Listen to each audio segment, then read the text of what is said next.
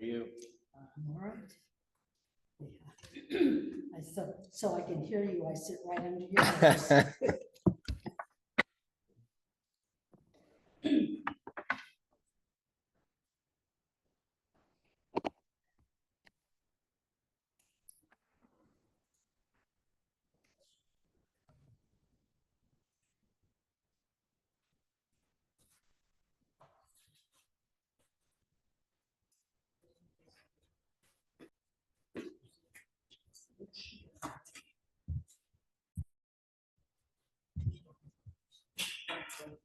Testing.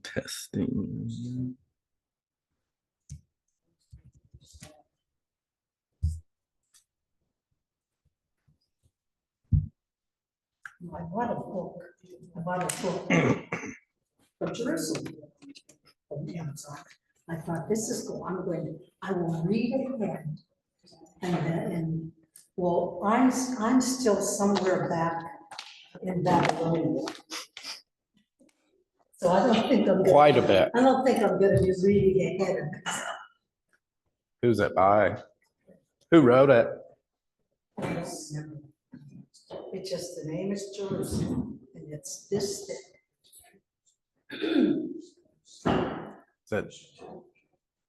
That's Simon Sebag Montefiore. That's one of the ones I use. Say the name again. Simon Sebag Montefiore, something. I don't know how to say his last It could name. be, because Simon kind of jumps out at me. I mean, it was about. Problem is, I actually lost it.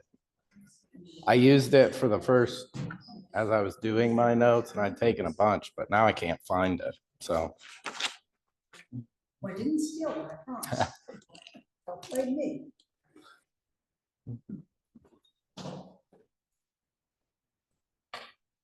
We're gonna come up there with you. Beth likes this. Hello, whatever. Good evening. Good. Are we on, which year are we on?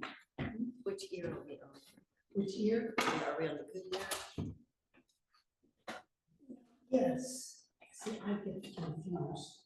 This is the good, Okay, this is the more important amplified.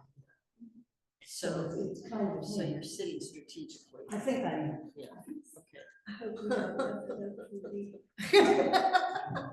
Because we possibly could. I consider that possibility. Oh, wow. How you guys doing? Oh, gosh. I can tell you that I bought a book about Jerusalem. Oh, yeah, you did, yeah.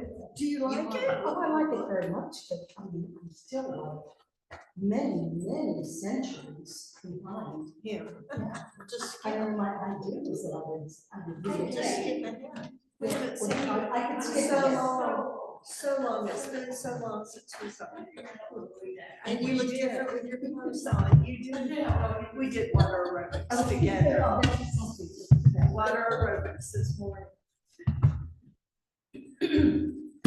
I think I might need to do water aerobics. Oh, it's so much Golly, fun. that guy's in here. Water aerobics, Oh, I hate it. I love it. I've been doing it for 10 years. Well, you, I hope I'm doing it you when would I'm be kind of 90. anything. I do. Because you Well, I do know this you are too. intense. I do. I think you would laugh at Yeah, us. They're catching up though.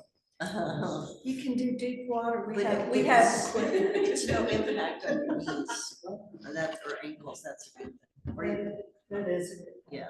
I know. And we have laugh and have fun and they play good. The lifeguards, they, What? who are all teenagers, Oh, they love our music. It's up there popping with Yeah. stuff. It's hilarious. a lot of good rocks. Yeah. I love it. Yeah, we're there. We're there. Can we meet at We're 10? Mike is coming and he can only be there at 11. So it's either that or I wait till Thursday and I'd rather get it over with. So. Collins Hill. Over there near the high school. All right.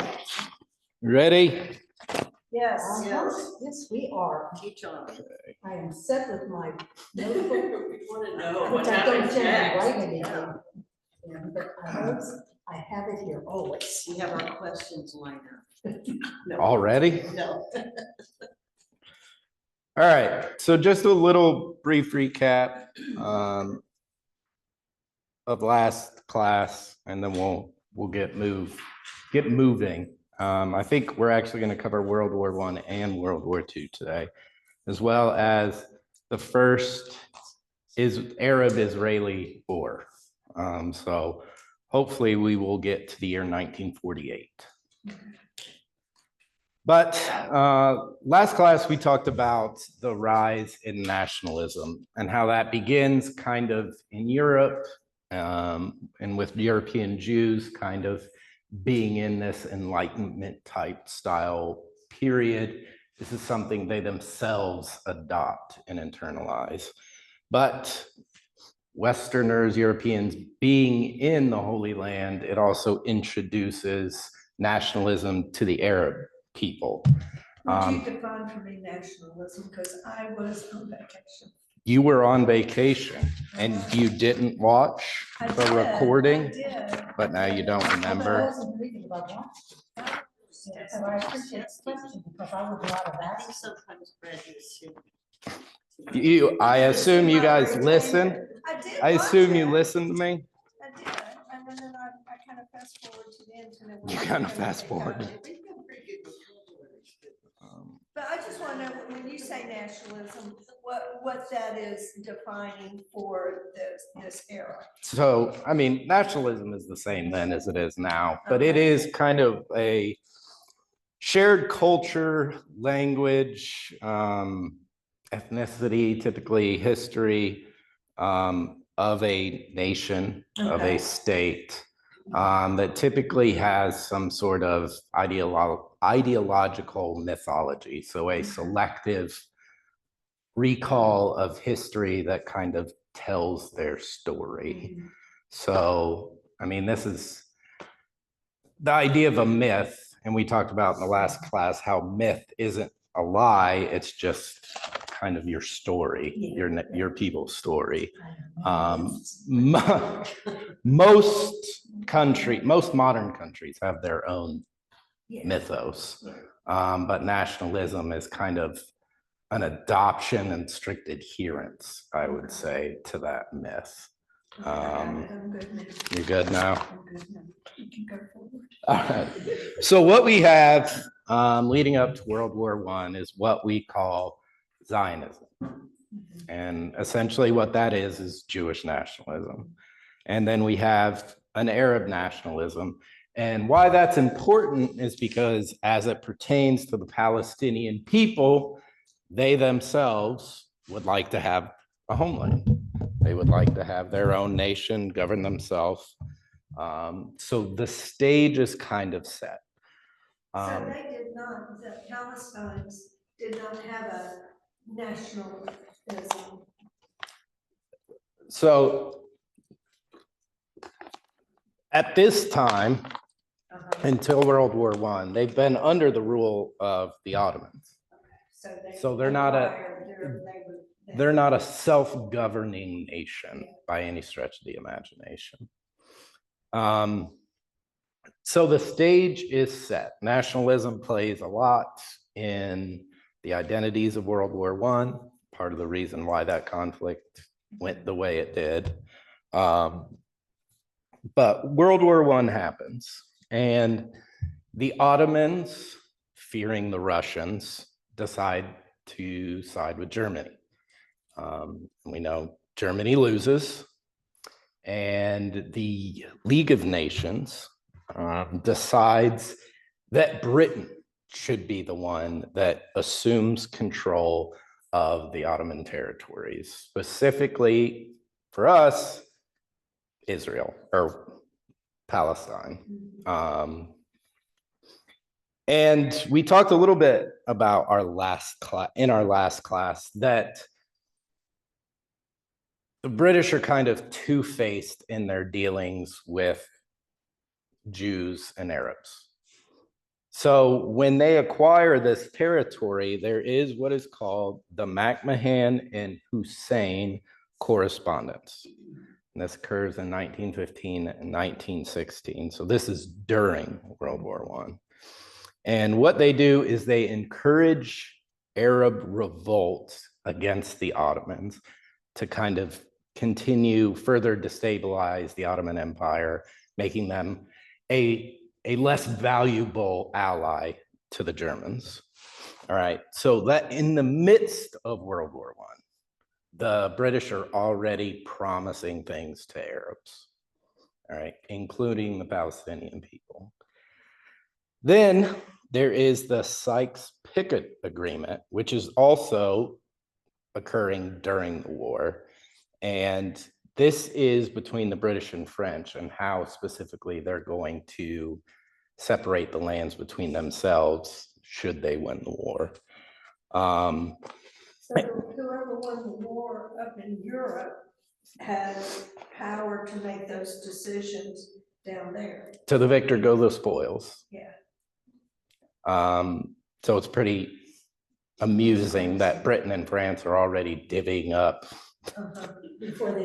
before they've even won. But then we have the Balfour Declaration in 1917, which states His Majesty's government that they're in favor of establishing a Jewish home state in Palestine. Okay, so what you have is the British promising Palestinians, if they support the war effort, destabilizing the Ottomans, they will have a pathway to statehood. You also have, during that same time, the promise that a Jewish state will exist in Palestine. So this is kind of, make a promise to the same people for the same things. You're obviously going to have conflict. So after World War I, the Arabs felt betrayed. They'd been made this promise. They had fought the Ottomans, and now we're finding out that the Jews were also promised a state in Palestine. And this was very encouraging to the Jewish people. And Britain finds itself kind of in this very tense circumstance that they themselves have kind of created. They, like the Ottomans, are just ruling over this area. I think you could call it in some ways kind of like colonial rule. So they are dictating the things that are happening. But I think there is a general interest by the British that this not become a problem, which is amusing because I think they created the problem, but they don't want to get tied up there. They don't want it to be an issue, but it is, and it will be.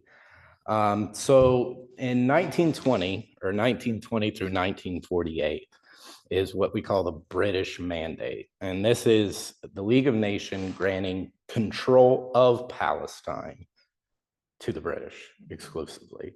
And this leads to a large boon in Jewish immigration to the territories, which kind of intensifies the anxieties, and violence will actually begin to occur in the 1920s and the 1930s between Arabs and Jews. This is kind of happening in the background as we kind of build up to World War II. And in 1939, the British begin to restrict or place restrictions on Jewish immigration to Palestine. And they limit it to 75,000 people over 5 years. Now, to the Arabs, this is great news. But obviously, what is happening in Europe at this time? Persecution. Yeah, the rise of Nazism in Europe. and the utter disdain and hatred of Jews by said Nazis. So just as things are getting really, really bad to be Jewish in Europe, the British decide to reduce tension in Palestine by limiting immigration to that territory. Brad, when did the Holocaust start? Unofficially, whatever, because the war itself supposedly started September 1st, 1939. So the Jews in Germany had been suffering persecution and attacks before 1939. But the Holocaust at large, I would say, doesn't truly begin until Germany actually starts invading other countries.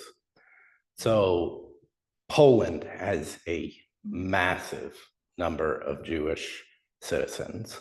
And when Germany enters Poland, it has to figure out what to do with the Jews. And this is kind of when they come up with the, what is it called, the final solution or whatever, that they start designing these programs of putting them on trains and sending them to camps. What about the Jewish people that were in Russia after World War I, but there was still a time of occupation? So, and that's one of the things I think that's often ignored is the Russian persecution of Jews was nearly as bad. I mean, Stalin and the Soviet Union are responsible for more deaths than the Nazis, not of Jews, but of people at large. But what we're seeing is the near genocide of an entire people in Central and Eastern Europe. And you know, this conflict doesn't exist just because a few decisions that the British made between 1916 and 1948, but they are not doing much to help themselves or the Arabs or the Jews. And I think it's kind of telling how deaf the Western powers are to the plight of people. And I think the tension between Arabs and Jews in Palestine during this time, the British are just trying to, you know, how can this simmer down? How can we stop having to deal with? We'll limit immigration, all the while Jews are being rounded up and sent to camps or being executed or whatever. So that's obviously a strike, and we know what happens during the Holocaust. 6 million Jews are murdered by Nazi Germany. Survivors at this point are left stateless, homeless, traumatized, and have nowhere to go. And I think that is the key that we need to kind of hone in on. A lot of the areas in which the displaced Jewish people live, so the Allies and the Soviets kind of divvying up Europe, who gets what. Soviet Union has no interest in taking back a bunch of Jews whatsoever. And as you probably know, Poland finds itself as a territory of the Soviet Union. So the Jewish people aren't allowed to, the Jewish people of Poland who somehow managed to survive are not allowed to return. And then comes what I think is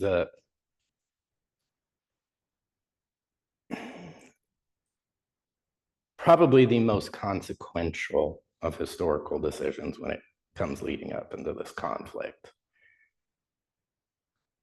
The Allied powers, especially the United States, Great Britain, but also the Soviet Union, are trying to figure out it. They know it's horrible, especially the Western allies. They know what's happened to the Jews is horrible and that they need some place to go. The problem is Great Britain doesn't want to take them, doesn't really have any place for them. The United States doesn't want to take them. There was actually a proposal to give them Utah to kind of provide them this state within Utah, a place, all of their own. I mean, obviously still be part of the United States, but to place them there, kind of like they chased the Mormons out to Utah. I mean, people don't realize that the Mormons were chased west. Pretty close to where I served my first congregation in Golden, Illinois. It's a place called Nauvoo, which was kind of the last Mormon stand before they kind of went over the Mississippi and headed to Utah. But yeah, that was one of the proposals, to settle Jews in Utah. But the United States didn't want that, didn't want to have to deal with that. So as they're looking across the map, they think, why not just send them to the homeland? Why not just send them to the land that God gifted them 2,500 years ago? So it seems great. Seems like a natural fit, right? Not really, because people live there. There's already been a rising conflict. And now what you have is this horrid trauma from the survivors, from the European Jews. Just the devastation, the fear that there were nations of people who wanted Jews eradicated. So where before was, we want a homeland, we've been marginalized, we've been abused, we've been victims of anti-Semitism, we would like a place to go. With the Holocaust, the shift, the emotional shift, the fear and the panic that is now instilled in the Jewish people cannot be undersold. The way in which they were immigrating to Palestine before is now totally different. And how do you think that is? I'm actually asking you this question. How much do you think this kind of fear influences?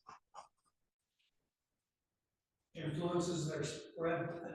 Their return, or their Return to, immigration or settling in Palestine. well, everything they've seen, those that survived, or even those at a younger age, that seen what gone through Eastern Europe, and all that, and the horrors, is now we're getting out of here. We don't want to be here anymore. Who knows, this could happen again in 20 years, well, 30 years, it did happen. I would think they may have felt an opportunity to maybe feel safer after so much had happened. And a desperate clinging to hope. Yes, yes, yes. But the British really weren't cutting them any breaks, because the British pretty much said, okay, here you go. We've got the Ottoman Empire, I don't know when they start calling Turkey or whatever. But they wanted to get their own, like you said, colonization type thing in there. And they wanted their own people from Europe itself to come in there, try to take some of the Eastern Europeans and convert them to the English and British culture type thing. Yeah. Maybe they thought that they had a better chance of God protecting them in their promised land. I think what becomes evident is the Jewish population will once again become Israelis. Very much believe that their protection is now in their hands above anything else. And what you have is kind of this worldwide sympathy for what they've undergone, which is understandable, but then go pitch that to the Arabs, Yeah. whose land you have now given to the Jewish people. And I think that's the that is the real tension that we have built towards. You have this worldwide sympathy for the most part for the Jewish people. Why wouldn't everyone want them to settle the land of their ancient ancestors? They did if it wasn't their land. Yeah, and the Palestinians are like, The US didn't have a problem with it, it wasn't their land. the Palestinians were, we didn't commit the Holocaust. Yeah, yes. You are now giving away our land and our territory. And they didn't have representation in these decisions. They might have been asked for their opinion. Do you think? Yeah, I'm They sure. said no and we ignored. Yeah, and that's one of the I mean, things. They didn't have a place at the table. There were 5 nations, 5 superpowers, right? Well, I mean, if we're being honest, there's 2 superpowers after World War II, Yeah. and that's the United States and the Soviet Union. I mean, they pretty much, But England was there, Italy was there, France was there, right? the Great Britain is never the same after World War Yeah, II. They're a secondary power yes. after that. France is a secondary power. And the United States and the Soviet Union do not care about what's going on in Palestine.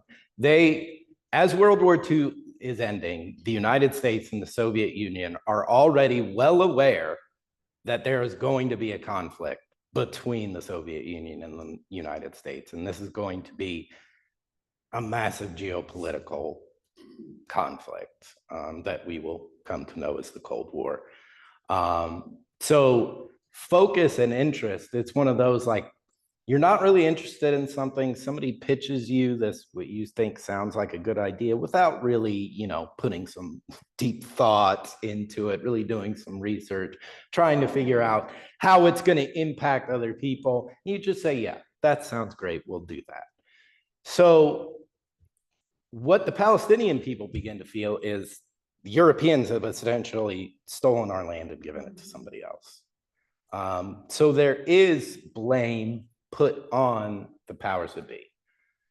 So this is the United States, this is France, this is Great Britain, taking away our land and giving it to somebody else. And in that post-war period, we now enter in this path to statehood. And as we are on this path to statehood, there is increasing amounts of violence on both sides. The Jewish people are obviously very afraid that, they'll be invaded and they'll be marched out and they will once again be without a homeland. The Palestinian people whose homes have now been taken are obviously intent on getting those back for themselves. Just geographically, were the Jewish people given a real defined area within a Palestinian area? Or Yes. the whole Palestinian area? No, they were given a specific Boundaries were drawn. area. Yes, yes. Um, By people other than The Palestinians, right. Yes. So they were surrounded by Palestinians, I just can't. Essentially, but Palestine itself is kind of, it's not cut in half per se, but there's a huge Jewish territory now that Palestinians are basically shoved south or north.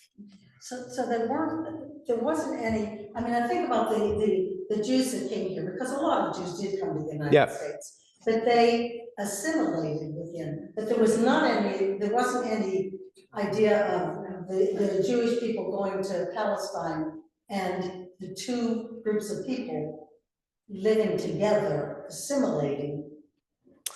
Yeah, you're not gonna assimilate or get along well with the people who are now living in your house. That's it, like, I think there's this belief that it'll work itself out and 2 states can exist. But one of the things we also is Zionist nationalistic identities, hardliners who are actually in control of the Israeli government today, have no desire for a Palestinian state whatsoever. None, zero. And what we have in this post-war era, immediately after World War II, is neither one of them is a state, is a nation at this point.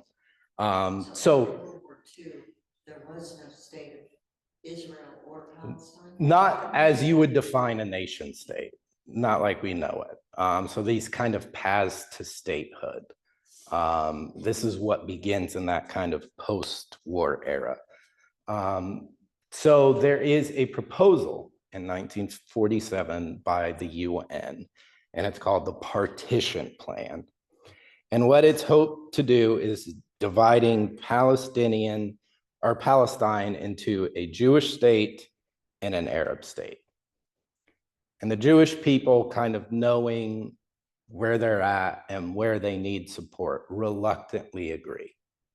They don't want it, but they know if they're rejecting UN, like they need Western European American support for this to work for them to have the protection that they want, the security that they want. The Jewish people or? Yes, the Jewish people. Not Palestine. They didn't want anything to do with us. No, Yeah. and that's it. The Palestinian people, Yeah. the Arabs absolutely reject this idea of a Yes, partition totally plan. true. So when you're working in a conflict and you have disagreements like this, are you going to find yourself wanting to work with the people who are going to agree with you or the people who are disagreeing with you and rejecting your plans?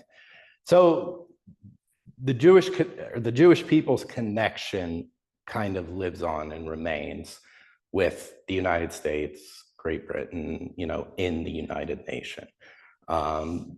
So the Palestinians in some ways have kind of separated themselves away from the decision makers because they've rejected the plan. Once again, I think it's important for us to understand that both sides have a very reasonable argument and complaint for what has happened to them and their hopes for a future. The Jewish people weren't really given any option. If you want a homeland, this is where you're going to go, which sounded great, but you didn't have a plan B. Like it was this or nothing. The Palestinian people never wanted it at all, find themselves now homeless, landless, and wondering how this happened when we weren't the bad guys to begin with. Right, going back 30 years from there, how did they actually come up with the geographical area that's gonna be Israel? You're talking an area, what, size of Jersey, size of Maryland, something like that. It's not, yeah. There's no natural boundaries other than the Red Sea. I mean, part of it is based on territories of Syria, of Egypt, of Jordan. So your boundaries in some ways are kind of locked in because there are already countries and nations surrounding this territory. So Palestine as a geographical state already exists. Like its borders are in place, and they're hard borders because they are surrounded by other sovereign nations. And it's called Palestine. Yes, at this time, it is Yeah. Palestine. The Arab League, which is kind of this confederation of Arab nations, as well as the Palestinian people, reject the 1947 UN partition plan, saying it is unjust and it violates the rights of the Palestinian people. Britain at this point is like, I'm ready to be done. I have no desire to be involved. Really, the amount that they suffered at the hands trying to fight back the Nazis has left them weakened. A lot of the territories and places they control, finding independence. So they need to to turn into self. So as this path to statehood is being formed, the British are like, we're leaving. So what happens in Vietnam when the French leave? They pull out, or Vietnamese at the time of Gulf War. The Vietnam War essentially happens. The US decides it's going to go in and, you know, protect capitalism and democracy, and what you have is the Vietnam War. What happens when we decide to leave Afghanistan? What happens, you know, all of these areas, when you have outside sovereign powers who then decide to just step out, that age-old phrase, nature abhors a vacuum. So there's instantly going to be conflict to kind of fill in that seat of power that has now been vacated by the British, because they were kind of the ones holding it all together, and they just got tired of it and said, we're leaving. So what do you think happens pretty much immediately after the British leave?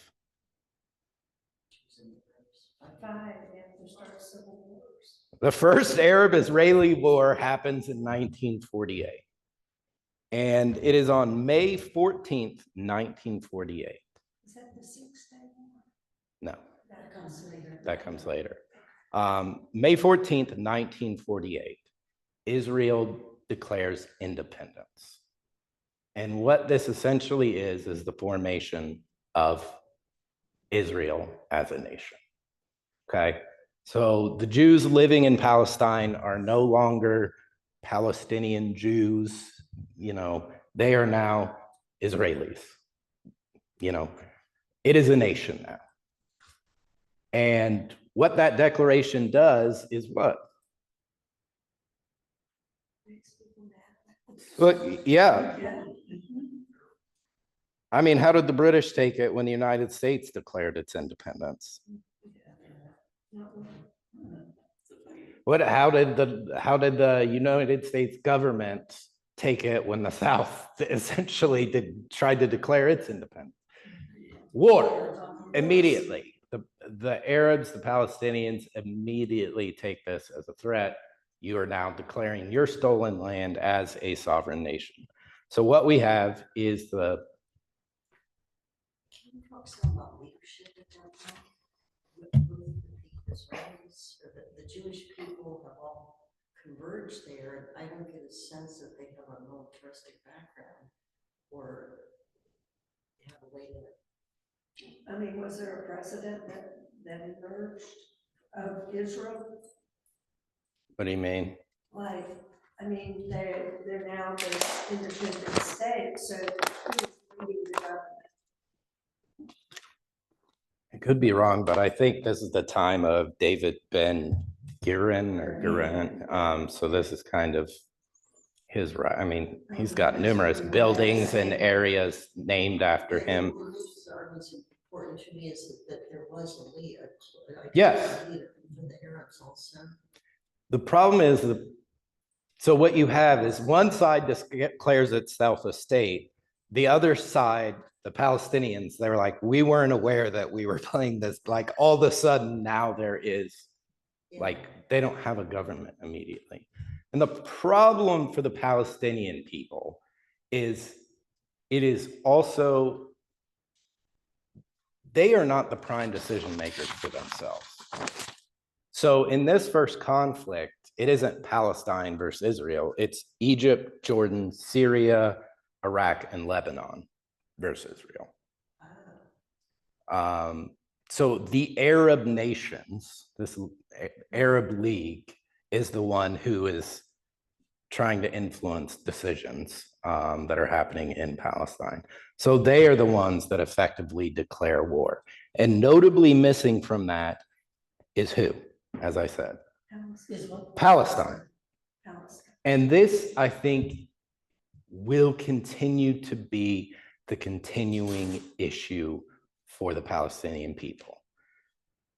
They don't really have power. For the longest time leading up to this kind of modern conflict, they are treated as secondary decision makers to some effect within their own borders, within their own nations. They rely on the Arab League. They rely on Egypt and Jordan and Syria and Iraq and Lebanon for support, for aid, for, in some way, shape, or form, a military support.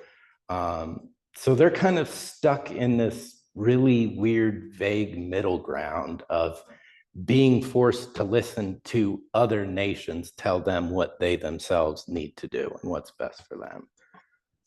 So this League of Arab Nations control Palestine. But yet there's like 5 countries that are trying to control this area of Palestine. The Arab League does not want an Israeli state in the Middle East. So, of course, they are trying to say, look what you've done to the poor Palestinian people. This can't happen. This is unjust. But ultimately, each one of those nations has its own goals, its own aims. And chief among those is probably not for the Palestinian best interest, but for the best interest of Egypt, Syria, Jordan, Iraq, and Lebanon. Does that make sense? It does, yeah. Yeah, I never realized about this. So the kind of immediate response for the Israelis is, here we go. This is what we have been terrified of since this started.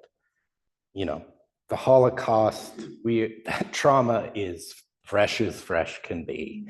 And now we are being attacked by 5 nations, 5 Arab nations, who are essentially all our neighbors. We share borders. We're right next door to pretty much all of them. So these are the people we're going to be dealing with forever, in perpetuity. But the one thing the Israelis had was Western support. And with Western support comes weapons. Plus they were tough. Yeah. I mean, their support, the Israelis themselves. I mean, I think you could see in, say, Ukraine, how far Western weapons systems and Western weapons technologies go. You can be outnumbered and win. Like, that is very true. To have American firearms, to have American tanks, to have American weapons gives you an immense advantage over those who you're fighting with. And entering into the Cold War, the United States is spending money hand over foot to gain a military advantage over the Soviets. So the technology, we're giving them secondhand technology, which is already well beyond what anyone else has. So the Israelis, with that kind of monetary and militaristic support, are able to win the conflict. And once again, to the victors go the spoils. And then I think this is what really intensifies it. And I think we can once again understand on both sides the reasons and the pain and the grievances. Israel won and immediately expands the borders beyond the UN partition lines. Is that when they go in, are able to go on? They displaced 700,000 Palestinian people. Yeah. So nearly 1 million Palestinians now find themselves homeless. And they are kind of forced,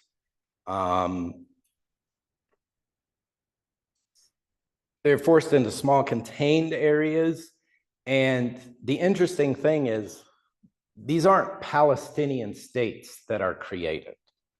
The West Bank will fall under the control of Jordan, and Eastern Jerusalem. Yeah. No, Jordan takes control over the West Bank and East Jerusalem, and Egypt takes over what we know as Gaza, which will become the Gaza The Strip. Palestinians who were already didn't have much autonomy have much less now. Yes. But at the same time, they're both considering Jerusalem as their capital. Yeah. I mean, Jerusalem has been the capital of, I should take that back. It has been the mythologized capital of Israel forever. But the capital of that territory, that state, that nation, whatever, has actually changed. But giving Jerusalem totally over to the people of Israel would not sit well with any, not just Arabs, but Muslims. And you know, the Dome of the Rock is there, the third holiest site for Muslims. And so like Berlin, Jerusalem was divided up. Yeah.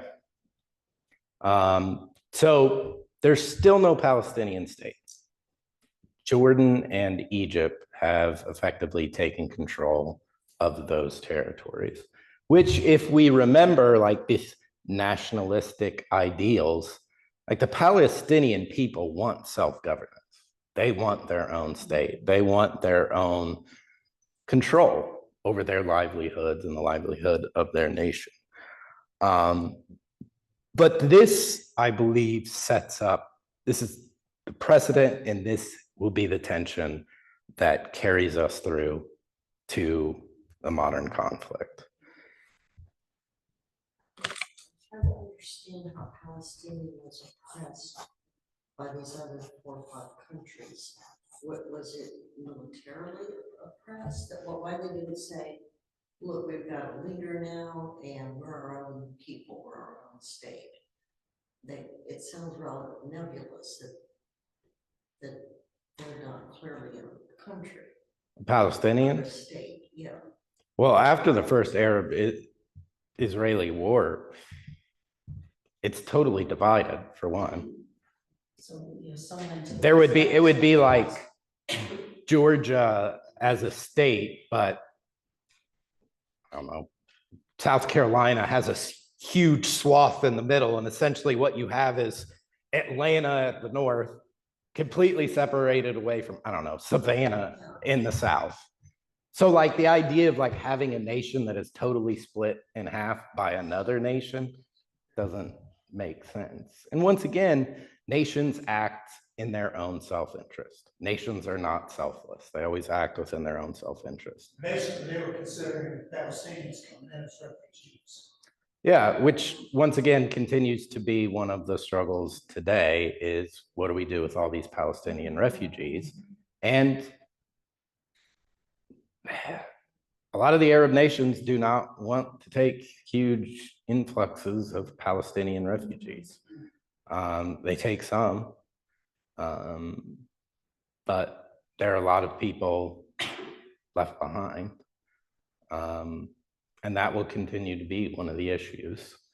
But I think this precedent kind of becomes set that Israel's, especially by that kind of Zionistic influential group, to expand the borders that were originally given to them.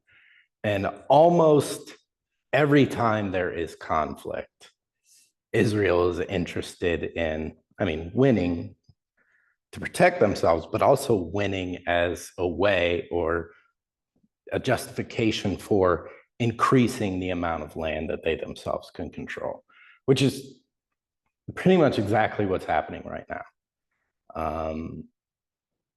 But I think that's kind of set here at the end of the first Arab-Israeli war, is that being the winner gives you the power at the table when the other side has capitulated to kind of make your demands when it comes to peace.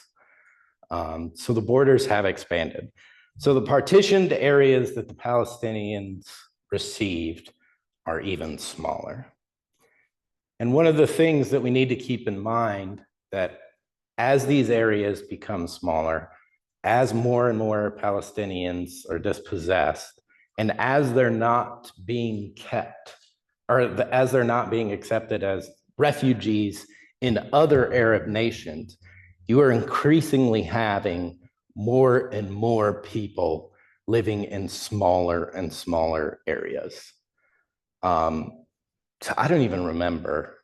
I was taking notes preparing for the next class, but the amount of people like packed in to say Gaza at the moment, I mean, it's incredible.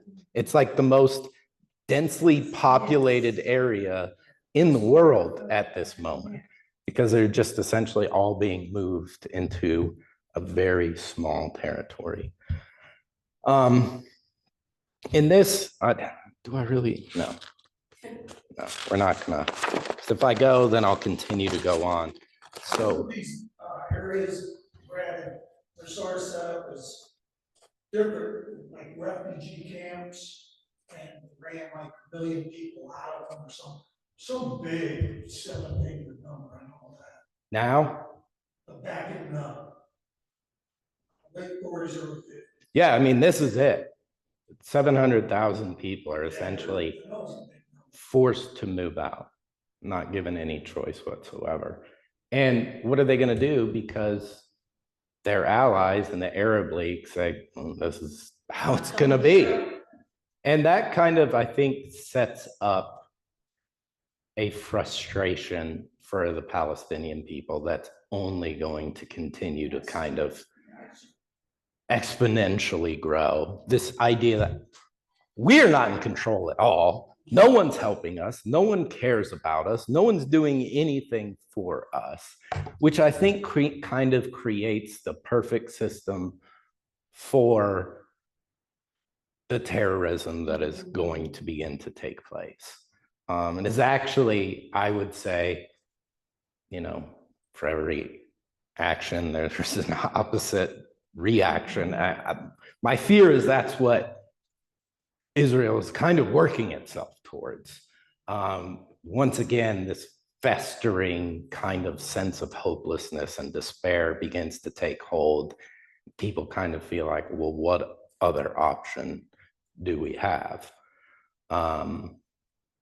But in our next class, we are going to talk about kind of the beginnings of a Palestinian government, more continued conflict, 6-Day War and those types of things.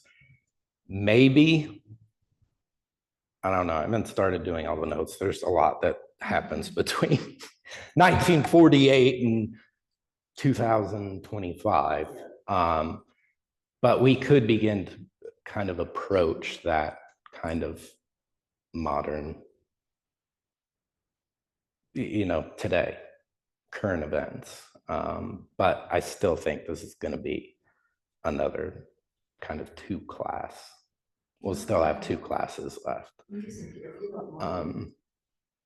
But I think one of the things that is going to get brought back in, that is kind of, we've placed on the back burner for a while, is the rise of religious extremism. So I was going to ask you, as like up until this point, so they were controlled by the Ottomans, it was territories, it was about geography. There is this nation state, and these conflicts were more about territory and the old sense of war than fundamentalism. Like it wasn't driving that in 1948. no. But I think it becomes, I think for the Palestinian people, it becomes a new external source of support. So Saudi Arabia, Afghanistan, Iran, like people that have no interest whatsoever in having Jews in control of Jerusalem. So once again, I think that will enter, nationalism will remain, but religious extremism, Islamic terrorism is definitely getting ready to enter back onto the stage. And I don't see how people didn't predict that. Like, I think the pathway to it happening was very clear. That there had been in a lot of areas in Northern Africa and the Middle East, this binding unification, not of race, of language, but of religion. So in Morocco, for existence, there had kind of been a unification against the Spanish that was built not on cultural lines or shared language, but a religious identity. Libya kick out whoever was that British? I can't remember. I think so. But all of those countries along there had somebody else. Yeah. And at this confluence of all of this, they're kicking out the European overlords and whatever. Yeah. Creating new identity. And I think the expansion of Israel's borders is what brings previously unconcerned Middle Eastern nations into the fray, or into this being a source of interest for them. And I think the idea of, all Muslim countries, I think, are well aware that Israel in full control of Jerusalem means the holy sites will not be visited. That visiting the Dome of the Rock will no longer be an option. And it is a very important. So that's a huge drawback. It's getting ready to be. It has started to happen. This fear that Israel will be cut off for them is definitely the fear now, which I think, everything's already a dumpster fire. And bringing religion back in full force is just like dropping a gas can in there. So it's only going to get worse. And I know some of you have been to Israel. Who's been to? So when I went, which was 2013, 2012, yeah, 2012. So in order to get from Israeli territories into Palestinian territories, you go through what I'm sure all of you have heard of as the checkpoints. And at these checkpoints, you have these big gates or walls. And so we were on a big tour bus, and you would pull up and there would be 2 IDF, Israeli Defense Force soldiers come on, full, guns in hand. And besides them, some sketchy looking dude in black bulletproof vest, khaki pants on. And that was a Mossad agent, which is Israel's intelligence service / they do a lot. What you would have, they would come on and they would ask you questions. And they were particularly focused on our Arab bus drivers. But I remember going to Ramallah, which is a Palestinian city, not far away from the Dome of the Rock. You can walk. It doesn't take very long to walk from the university in Palestine we were at to get to the Dome of the Rock. And I remember afterwards, I was talking to one of the presenters, and she asked, what is it like to be that close? I was like, what? That close to the dome? Yeah, she'd never been. She's never been allowed to go. She lives 10-minute walk away. She's never had the security of the pass to get through the checkpoint to see the Dome of the Rock.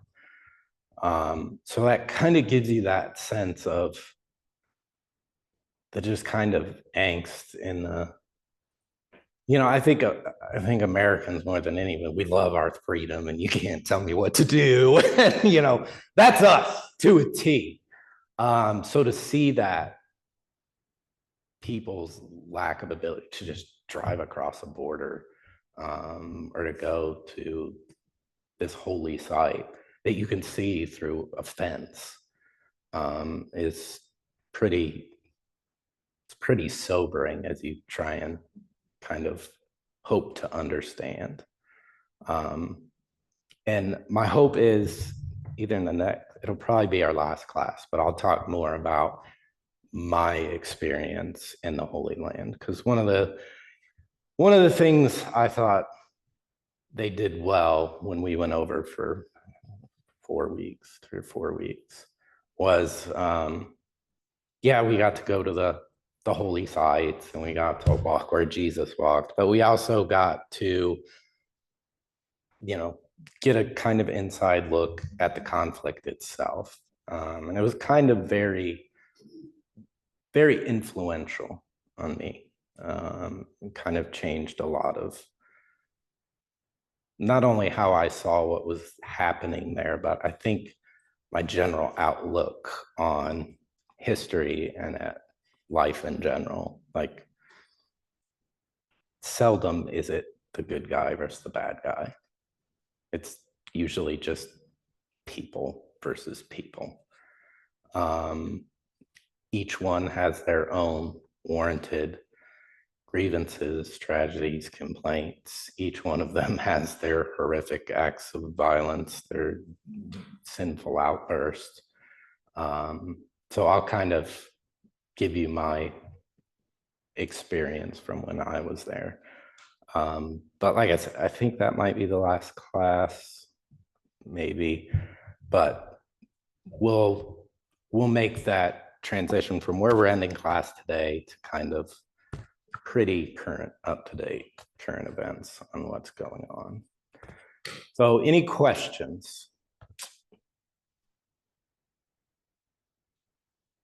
I think one of the interesting and big overarching themes that we should take away now that we've stopped at this point is, since we started class talking about the Romans, but even before that, Israel or Palestine, however it's defined, has not been in charge or has been controlled and ruled by someone not from there until 1948, 1947. That is a very long time to be ruled by outside powers who are now all of a sudden washing their hands of it and telling essentially the people living there that these foreign people moving in, it's now theirs, or a good swath of it is now theirs. It's just, it was going to happen. I just don't understand how the powers that be thought this wouldn't be the case. Like, it was just doomed from the start. So yeah, that's where we're gonna leave tonight's class. I would say it's only gonna get worse from here. Any questions before we head out? I will provide in our next class a series of maps to kind of show you how the borders expand and change and give you an idea, like from 1947 after the 6 Days War, just kind of how things begin to change. When did they cut the Suez Canal? I don't remember off the top of my head. I'll have that for you in our next class. When the Suez Canal was actually made, is that what you said? British. When it was dug. Yeah, well, I think that was Brit. it was Britain. That did it. They wanted it so Yeah, they they could wanted get to to- India. Yeah. And that, it was at least World War I, if not before. Britain's always tried to figure out faster ways to get to its moneymaker, Yeah, which is so India. it was. Sometimes when we got around the Cape, it came back up. In 1869. 1869. Okay, yeah. Prior to. So what was 18? 69. 1869.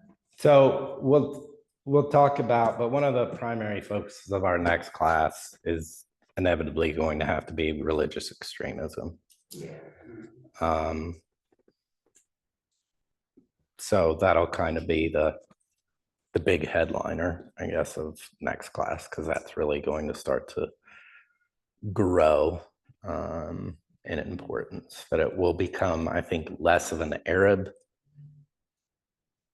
nationalistic conflict, and will once again kind of return to a pseudo-religious fundamentalist, which obviously still exists today. Even though I think at this point it's been pretty well neutered. I think Iran kind of showed that it can't do anything. But yeah, all right, next class is the 23rd, I believe. All right. Thank you. Thanks, that was good. Yes, that was I've very been good. thinking probably do next class, whatever it is, in the new year. Yeah. There's no way I need to rest. I'm done reading. I don't want to have to reteach myself or teach myself something new when Advent comes. And so towards the end of the year, I might start asking you guys individually or in Sunday school some topics you might be interested in, and we'll kick something off in 2026, maybe February. All righty. All right, thank you. Thank you. Thank you, everybody.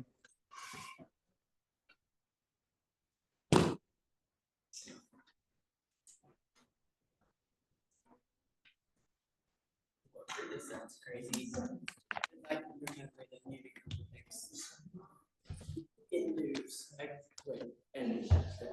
and heavy raids and Yasser Arafat in the 70s, and it's like 2026. You just said, I'm like, damn. I'm old. Yeah, I'll talk about.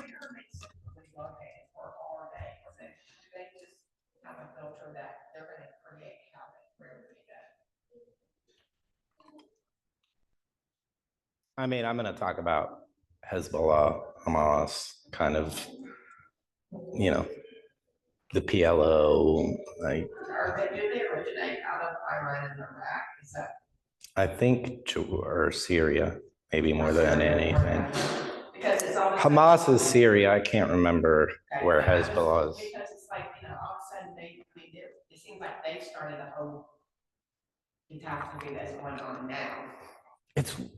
It's one of those things because the Palestinians haven't really, there are Palestinian figures that we can identify as leaders, but they've always been so divided about what they want the future to look like that they have rogue actors who do things like the October massacre, and all Palestinians get blamed. And that's kind of the difficult part, is that when you have kind of these rogue factions within an unestablished state doing it, well, of course, who you blame? And you can hide. I mean, Hamas is, I blame Israel for the way it's gone about things, and this has not been a proportional response. But you also have to blame Hamas, that its mode of protection has always been hide amongst my own people, use them as a shield. So it's so funny that we've just done this. If I'm getting ready to teach, things fall apart in my world of class. And I have 2 international students from Germany. Yeah. So I said to them, so are you guys going to be the expert on the World War